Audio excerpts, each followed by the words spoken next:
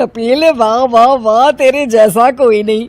अरे देखा बहू, कपिल कितना हाजिर जवाब है, अच्छे अच्छों की बोलती बंद कर देता है।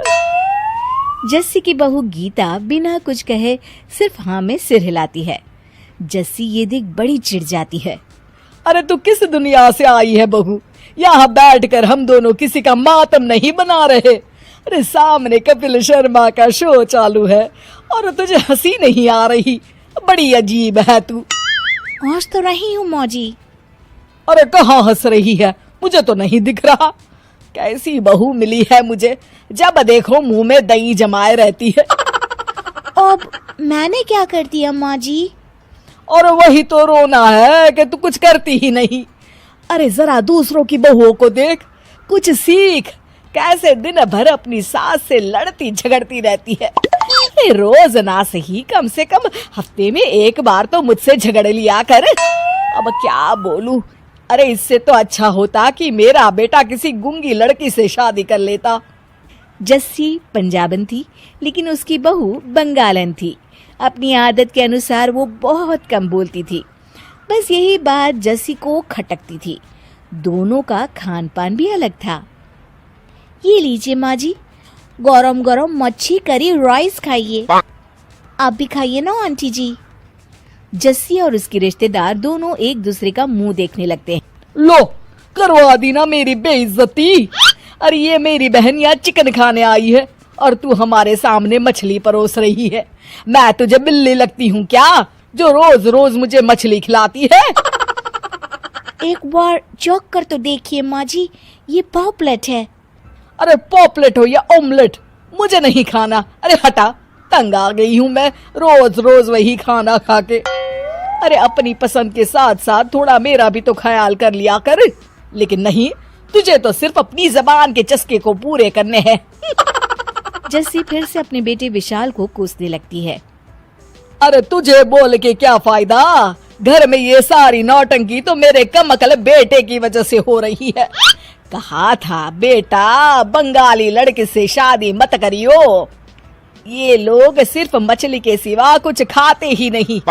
अरे हम ठहरे पंजाबी, खाने पीने के शौकीन। गीता तो अपनी सास को कोई जवाब नहीं देती। ये देख जस्सी और चिढ़ जाती है।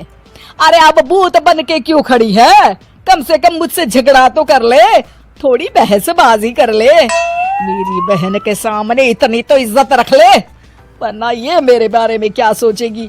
मेरी बहू तो किसी काम की नहीं है। अरे अब जाने भी देना बेचारी को।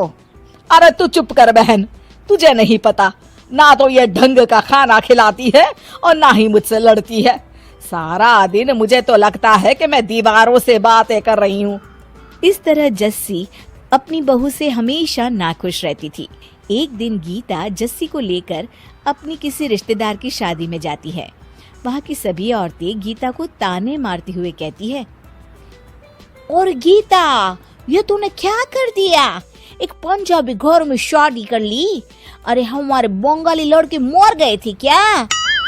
हाँ ममता, इसके दिमाग में तो लव मैरिज करने का भूत सवार था। अब बेचारी अपनी गलती की सजा भुगत रही होगी। मैंने सुना है तेरी पंजाबन सास सारा दिन पटर पटर करती रहती है और लड़ने में भी उस्ताद है। अरे सिर्फ इसकी सास ही नहीं, सभी पंजाबी औरतें ऐसी ही होती है। कहाँ हम बंगाली जो कम बोलना पसंद करते हैं, और कहाँ वो पंजाबी जो अब देखो कांची की तरह जबान चलाते ही रहते हैं। गीता, तू तो तंग आ गई होगी।